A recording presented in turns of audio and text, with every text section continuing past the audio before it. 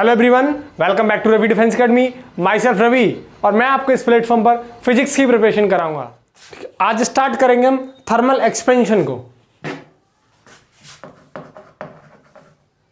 Thermal expansion, ऊष्मीय प्रसार। इस टॉपिक के अंदर हम कवर करेंगे जैसे अगर हम किसी बॉडी का टेम्परेचर बढ़ाते हैं, ठीक है, उसको टेम्परेचर को राइज करते हैं तो होगा क्या, उसका वॉल्यूम इंक्रीज होगा। तो टोटल इस टॉपिक के अंदर थर्मल एक्सपेंशन के अंदर हम सिर्फ एक ही चीज पढ़ेंगे कि अगर हम किसी बॉडी का टेम्परेचर बढ़ाते हैं दैट मीन्स उसका वॉल्यूम इंक्रीज होगा। तो मैं बात बता देता हूं, when the temperature of body is rises then its volume यानी आयतन इंक्रीजेस। ठीक है, अगर हम किसी बॉडी के टेम्परेचर को बढ़ाते हैं तो उसका वॉल्यूम बढ़ता है यानी आयतन उसका इंक्रीज होता है। बस ये चीज हमें इसके अंदर स्टडी करनी है। अब देखो थर्मल एक्सपेंशन होता कितने टाइप का है ये भी जानना नेसेसरी है। तो देखो थर्मल एक्सपेंशन यानी टाइप्स ऑफ थर्मल एक्सपेंशन।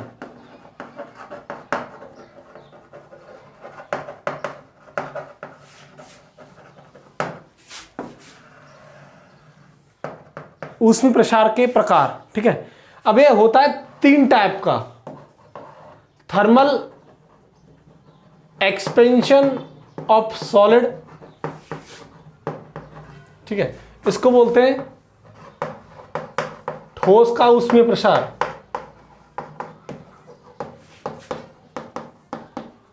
ठीक है, और दूसरा होता है थर्मल एक्सपेंशन ऑफ लिक्विड,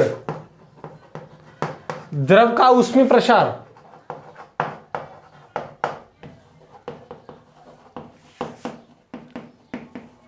ठीक है, और लास्ट होता है thermal expansion of gases, gas का ऊष्मीय प्रसार।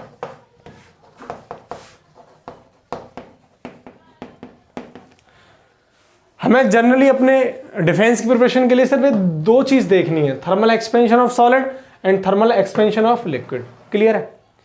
अब मैं स्टार्ट करूंगा थर्मल एक्सपेंशन ऑफ सॉलिड से। अब थर्मल एक्सपेंशन ऑफ सॉलिड होता कितने टाइप का है। देखो पहला थर्मल एक्सपेंशन ऑफ सॉलिड,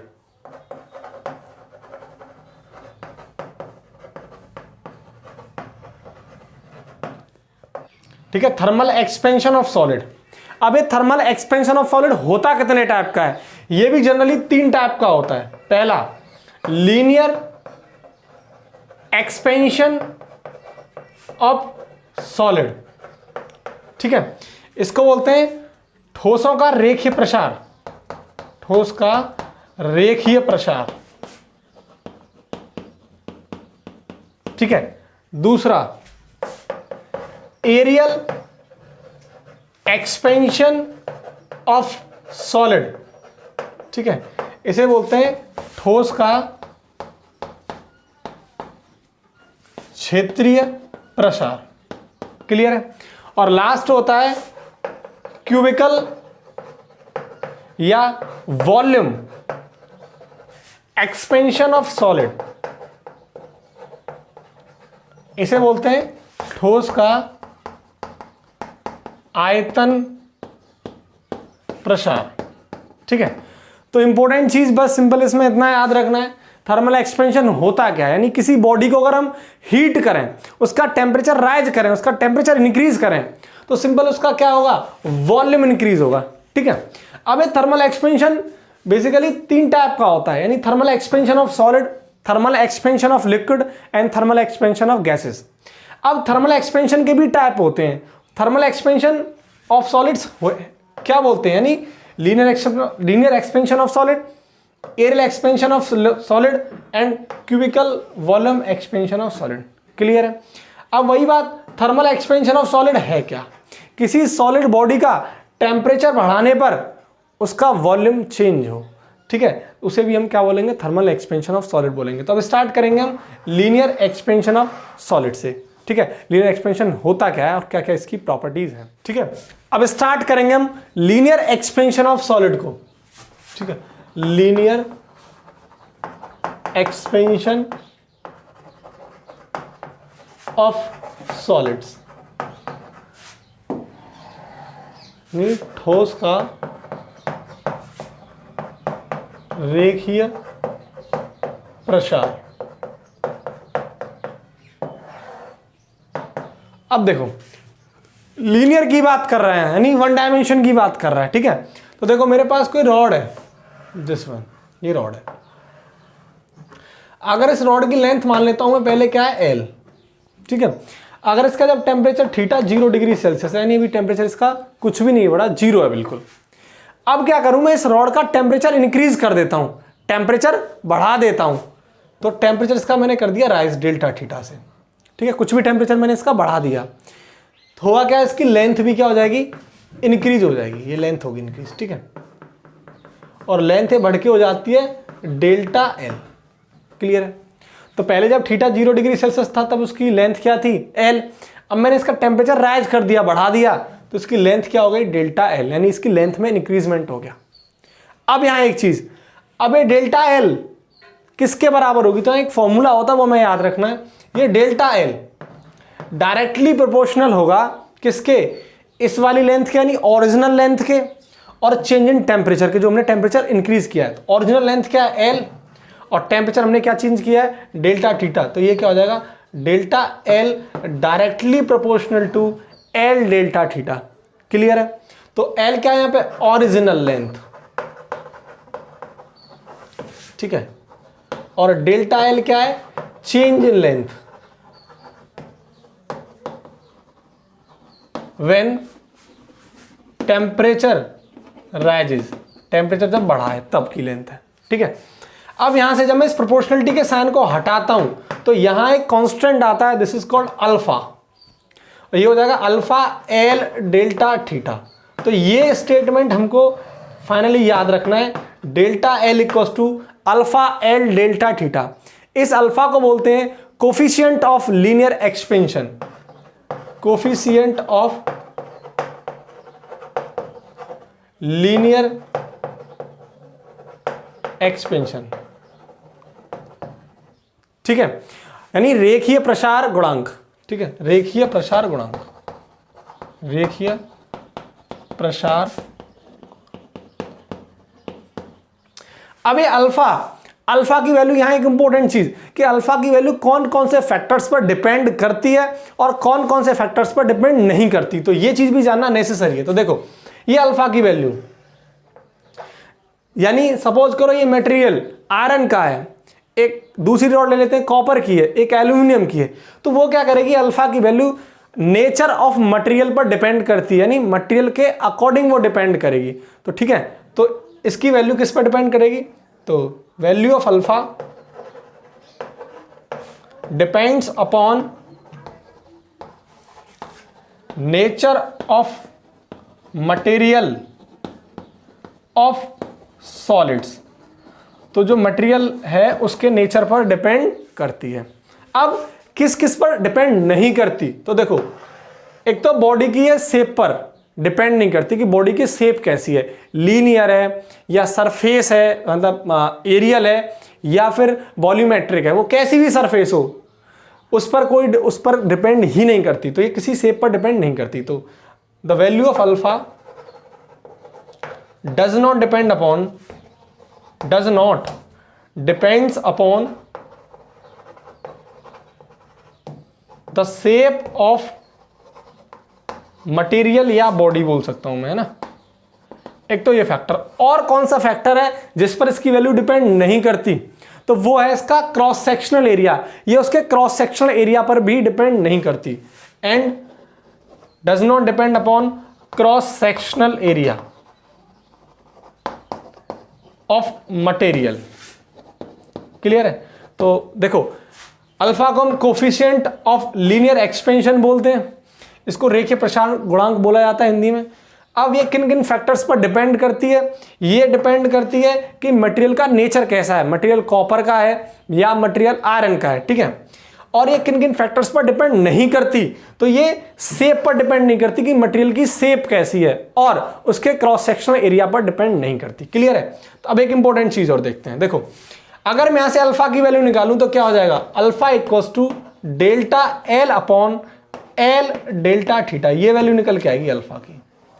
ठीक है, तो लेंथ है, ये भी लेंथ है, कैंसिल है, और टेम्परेचर की वैल्यू क्या होती है, डिग्री सेल्सियस या डिग्री केल्विन, तो इसकी वैल्यू क्या हो जाएगी, डिग्री सेल्सियस इनवर्स या पर डिग्री सेल्सियस। तो इसकी वैल्यू कितनी हो जाएगी, डिग्री सेल्सियस इनवर्स, अगर सेल्सियस में बात करूं या अगर केल्विन में बात करूं तो क्या हो जाएगी, डिग्री केल्विन इनवर्स, यानी केल्विन और यू पड़ जाएगा तो क्या हो जाएगा, केल्विन इनवर्स।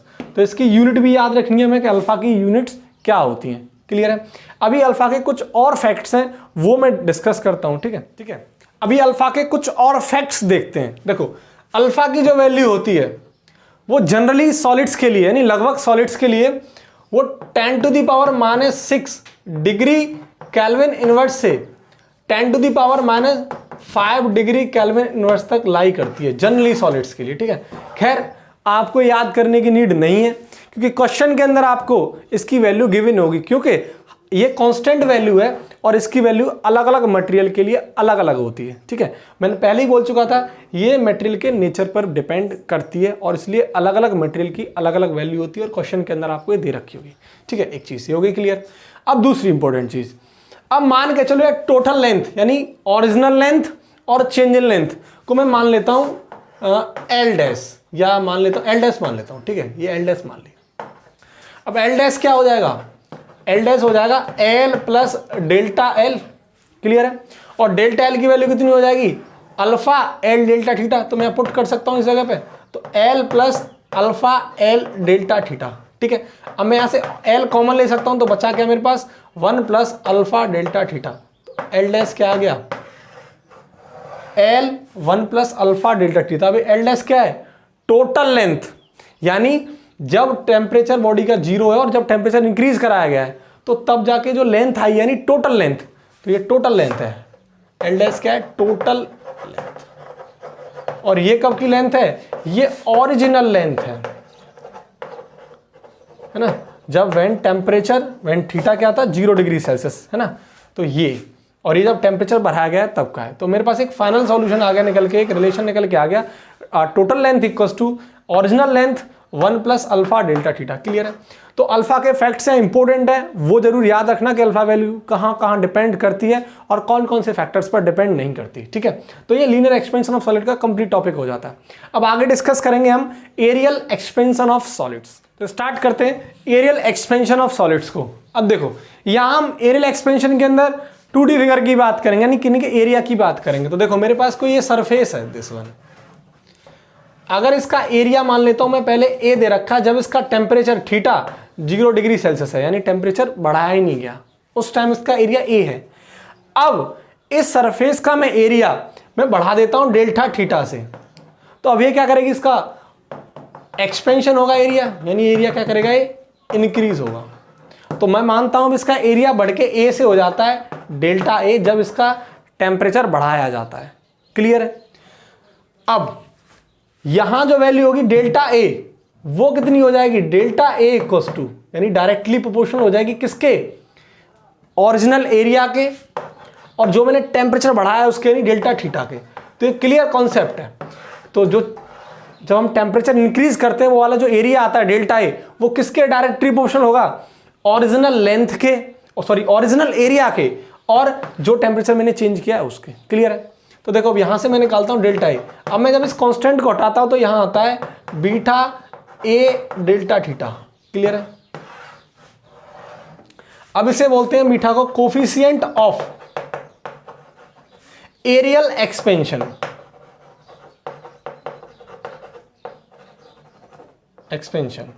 ठीक है, क्षेत्रीय प्रसार गुणांक। सेम चीज कि ये किस किस पर डिपेंड करता है, कांस्टेंट है, अलग अलग मटेरियल के लिए अलग अलग होगा और नेचर ऑफ मटेरियल पर डिपेंड करेगा। क्वेश्चन के अंदर आपको इसकी वैल्यू अलग अलग मटेरियल की वैल्यू अलग अलग होगी। अगर कॉपर दे रखा तो उसकी वैल्यू गिवन होगी, अगर आयरन दे रखा तो उसकी भी वैल्यू अलग होगी, अगर और कोई मटेरियल दे रखा तो उसकी वैल्यू अलग क्वेश्चन के अंदर गिवन होगी। ठीक है, अब ए क्या थी, ओरिजिनल एरिया, ये क्या था, डेल्टा ए, मैंने एरिया बढ़ाया जब उसका टेम्परेचर मैंने राइज करा, ये तब का है। अब मान के चलो मैं इस टोटल एरिया को मान लेता हूं ए डैश, ठीक है, तो ए डैश क्या मान लेता हूं, ओरिजिनल एरिया प्लस जब मैंने एरिया यानी टेम्परेचर बढ़ाया तब वाला एरिया, तो मैं ये लिख लेता हूं, तो ए। अब डेल्टा ए की वैल्यू कितनी हो जाएगी, बी ए डेल्टा थीटा, बी ए डेल्टा थीटा, तो ए में यहां से कॉमन ले सकता हूं, तो क्या आ जाएगा 1 प्लस ए डेल्टा थीटा। तो ए डैश यहां क्या हो गया, टोटल एरिया, और ए क्या हो गया यहां पे, original area, sorry 1 plus beta delta theta, तो ओरिजिनल एरिया, ठीक है। ये कोफिशिएंट ऑफ एरियल एक्सपेंशन हो गया, और जो टेम्परेचर मैंने बढ़ाया ही हो गया, क्लियर है, ठीक है। अब स्टार्ट करेंगे हम लोग वॉल्यूम एक्सपेंशन ऑफ सॉलिड को, ठीक है, ठोस का आयतन प्रसार। अब वॉल्यूम की बात कर रहा है तो यहां लेंथ ब्रेथ हाइट यानी 3 डायमेंशन की बात करेंगे। तो देखो मेरे पास इसका वॉल्यूम मान के चलो V है, कब, जब इसका टेम्परेचर यानी जो इसका टेम्परेचर है वो 0 डिग्री सेल्सियस है, क्लियर है। अगर मैं अब इसका टेम्परेचर बढ़ा देता हूं डेल्टा थीटा से, यानी 0 की जगह 10-15 डिग्री सेल्सियस कर देता हूं, ठीक है, तो इसका क्या करेगा, वॉल्यूम क्या होगा, इंक्रीज होगा। और वो वॉल्यूम कितना इंक्रीज होता है वो मान लेता हूं मैं डेल्टा V, क्लियर है। अब इस डेल्टा V की वैल्यू कितनी होगी, तो same concept, delta V directly proportional होगा अपने ओरिजिनल वॉल्यूम के, और जो टेम्परेचर में चेंज आया है उसके, यानी डेल्टा थीटा, क्लियर है। अब यहां से जब मैं प्रोपोर्शनलिटी के साइन को हटाऊंगा तो यहां आएगा gamma, gamma volume into delta theta, ये इंपॉर्टेंट है, ये हमें याद रखना है। अब ये गामा क्या है, कोफिशिएंट ऑफ वॉल्यूम एक्सपेंशन, ठीक है, आयतन प्रसार गुणांक, ठीक। अब देखो वही एक चीज कि गामा किस पर डिपेंड करता है, वही नेचर ऑफ मीडियम पर नेचर ऑफ मटेरियल पर डिपेंड करता है, राइट। और अलग अलग मटेरियल के लिए इसकी वैल्यू अलग अलग दे रखी होगी, और इसकी यूनिट भी वही होगी डिग्री सेल्सियस। यहां से निकाल देते हैं, देखो गामा बराबर what delta B upon V into delta theta, volume से वॉल्यूम खत्म हो जाएगा, तो यहाँ क्या बचा, केल्विन बोल दो या डिग्री सेल्सियस बोल दो, है ना। अगर ये ऊपर जाएगा तो किस में हो जाएगा, डिग्री सेल्सियस इनवर्स में, या हम बोल सकते हैं केल्विन में निकालेंगे तो डिग्री केल्विन इनवर्स।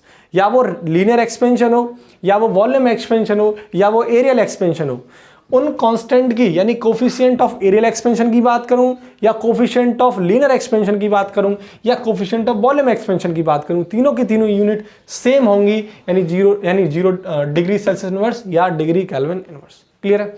अब एक चीज देखो, अब ये तो अगर मैं इसका टोटल वॉल्यूम निकालूं तो टोटल वॉल्यूम में मान लेता हूं V डैश, तो original volume plus change in volume, ये आ जाएगा निकल के। और चेंज इन वॉल्यूम की वैल्यू कितनी दे रखी है, gamma volume into delta theta, तो वॉल्यूम यहां से कॉमन ले सकता हूं, तो बचेगा क्या, 1 प्लस गामा डेल्टा थीटा। तो मेरे पास क्या आ जाएगा, total volume, this is the total volume, कितना आ गया, ओरिजिनल वॉल्यूम यानी वॉल्यूम B ब्रैकेट 1 प्लस के गामा डेल्टा थीटा। तो यहां से एक चीज मुझे पता लग गई क्लियर, अगर मैं एक नोटिफिकेशन देखूं तो वो क्या है, अगर मैं लीनियर एक्सपेंशन की बात करता हूं तो लीनियर एक्सपेंशन के अंदर सिंपल सा कॉन्सेप्ट था, delta L equals to alpha L delta theta, clear है। अगर मैं एयर एक्सपेंशन की बात करूं तो delta A equals to beta A delta theta, right. अगर मैं वॉल्यूम एक्सपेंशन की बात करूं तो delta V equals to V यानी गामा V डेल्टा थीटा, ये मेरे पास आ गया। यानी अगर लेंथ में चेंज हो, एरिया में चेंज हो, या वॉल्यूम में चेंज हो। अगर मैं टोटल लेंथ की बात करूं तो सिंपल हम यहां से ये फॉर्मूले से निकाल सकते हैं इन सबको, क्लियर है। अब ये तो हो गए हमारे सॉलिड्स के case, linear expansion of solids हो, या एरियल एक्सपेंशन ऑफ सॉलिड्स हो, या वॉल्यूम एक्सपेंशन ऑफ सॉलिड्स हो, ठीक है। अब एक चीज, ये अल्फा बीटा और गामा जितने भी कोफिशिएंट्स हैं, अल्फा बीटा और गामा, इनके बीच में आपस में रिलेशन क्या होता है, ये भी नेसेसरी है, क्योंकि कई बार क्वेश्चन के अंदर इसकी डिटेलिंग होती है। ये हमसे क्वेश्चन के अंदर घुमा फिरा के क्वेश्चन दे दिया जाता है, तब जाके यहीं से हमारा सॉल्यूशन होता है। तो देखो अल्फा बीटा और गामा का जो आपस में रिलेशन होता है 1:2:3 का एक रिलेशन होता है, यानी 1:2:3। तो देखो अल्फा बट्टे बीटा अगर मैं लिखूं तो ये क्या हो जाएगा 1/2 का, तो अल्फा की वैल्यू यानी बीटा कितना होता है 2 अल्फा, क्लियर? तो ये भी याद रखना, यानी हम यहाँ से रिलेशन निकाल सकते हैं। अगर मैं अल्फा का गामा के साथ निकालूं तो अल्फा बटे गामा क्या हो जाएगा 1/3, तो गामा क्या हो जाएगा 3 अल्फा। तो कुल मिला के हम यहाँ से रिलेशन निकाल सकते हैं अगर हमें अल्फा बीटा गामा का रिलेशन पता है, और वो क्या होता है 1:2:3। ये तो हो गए सॉलिड्स के केस। अब हम जिक्र करेंगे लिक्विड में, करेंगे हम थर्मल एक्सपेंशन ऑफ लिक्विड को। ठीक है, देखो ये मेरे पास एक कंटेनर है, दिस वन, ठीक है, और इस कंटेनर के अंदर ये लिक्विड है।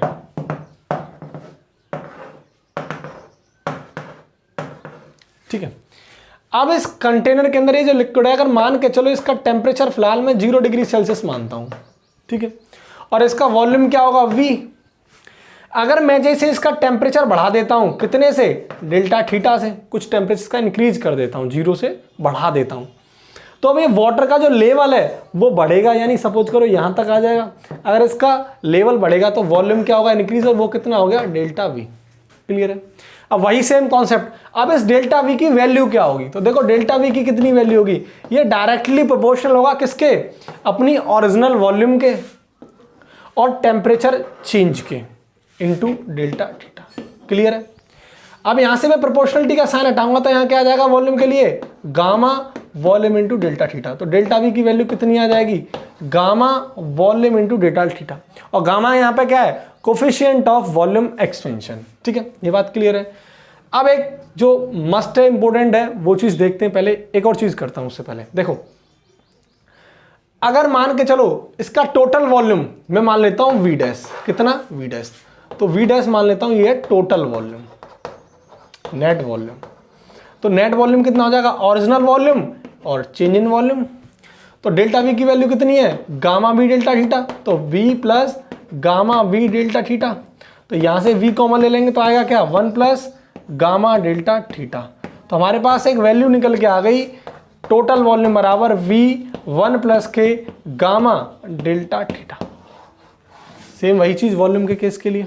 ठीक है, अब एक इंपॉर्टेंट चीज, अब आप एक चीज देखो, अगर मैं इसका वॉल्यूम बढ़ाऊंगा तो डेंसिटी पे क्या इफेक्ट पड़ेगा। ऑब्वियस सी बात है, वॉल्यूम बढ़ाने पर डेंसिटी इसकी घटेगी। देखो हमारे पास एक रिलेशन है, डेंसिटी बराबर मास अपॉन वॉल्यूम। क्लियर है? अगर इसका वॉल्यूम बढ़ेगा तो डेंसिटी क्या होगी, कम। मास क्या होगा, इसका मास तो कांस्टेंट रहेगा, उस पर तो कोई इफेक्ट नहीं पड़ेगा। ठीक है, लेकिन डेंसिटी का वॉल्यूम के साथ वेरिएशन होगा। तो अगर वॉल्यूम बढ़ रहा है तो डेंसिटी क्या होगी इसकी, कम। तो एक इंपॉर्टेंट चीज, वॉल्यूम बढ़ रहा है तो इसकी डेंसिटी क्या होगी, डिक्रीज। ठीक है, अब मैं डेंसिटी का रिलेशन इनकी टर्म्स में निकालूंगा, तो वो देखो मान के चलो डेंसिटी थीटा है, ये किसी जनरल टेम्परेचर पर है, यानी ये किसी जनरल टेम्परेचर पर इसकी वैल्यू है, किसकी, डेंसिटी की, बराबर डेंसिटी 0। ये डेंसिटी 0 कब है, जब टेम्परेचर 0 यानी टेम्परेचर बढ़ाना गया हो उस टाइम की डेंसिटी है ये। ब्रैकेट 1 माइनस क्यों ले रहे हैं हम, क्योंकि यहां डेंसिटी क्या हो रही है, डिक्रीज हो रही है, इसलिए माइनस का साइन लगा रहे हैं। और वॉल्यूम यहां क्या होता है, इंक्रीज, इसलिए हमने क्या लगाया था, प्लस। अब माइनस गामा और डेल्टा थीटा।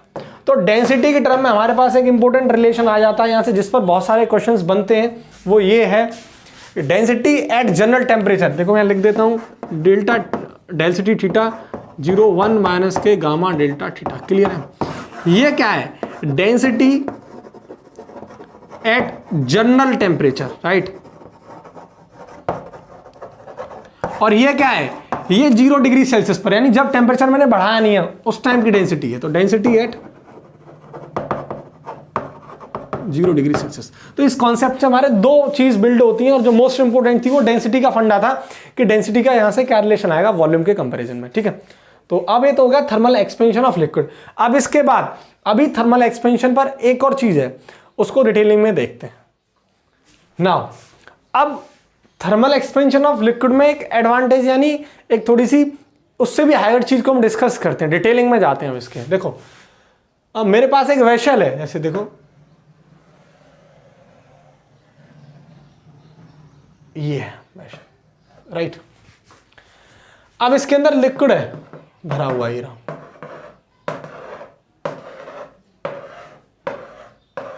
ये लिक्विड। अब एक चीज देखो, अगर मैं इसका टेम्परेचर बढ़ाता हूं इस वेसल का, और ये वेसल सॉलिड की यानी किसी उसकी मटेरियल से बनी है, आयरन की है, कॉपर की, ऐसे कुछ करके, है ना, तो किसी मटेरियल से बनी हुई है। अगर मैं इसका टेम्परेचर बढ़ाता हूं, यानी टेम्परेचर क्या करता हूं, इंक्रीज, तो सिंपल सा कॉन्सेप्ट है, ये मटेरियल सबसे पहले एक्सपेंड होगा, उसके बाद ये जो लिक्विड है वो उसका वॉल्यूम इंक्रीज होना स्टार्ट होगा।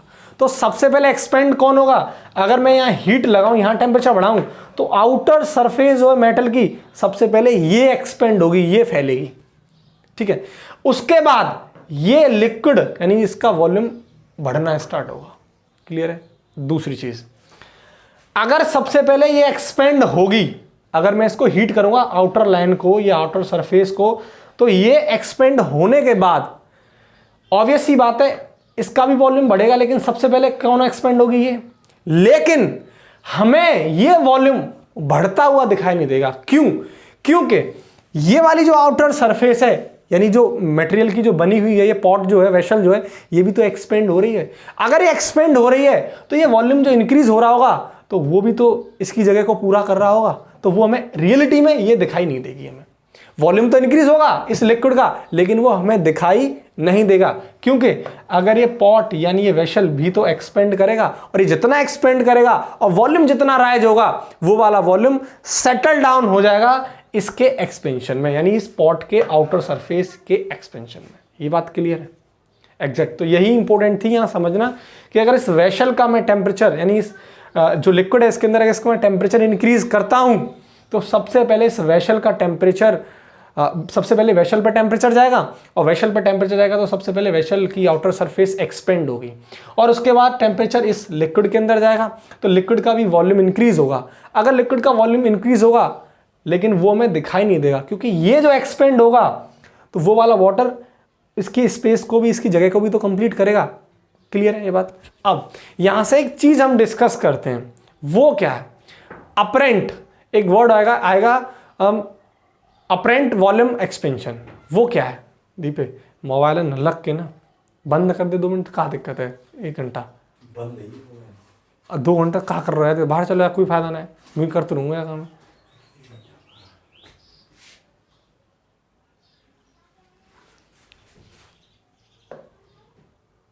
ठीक है।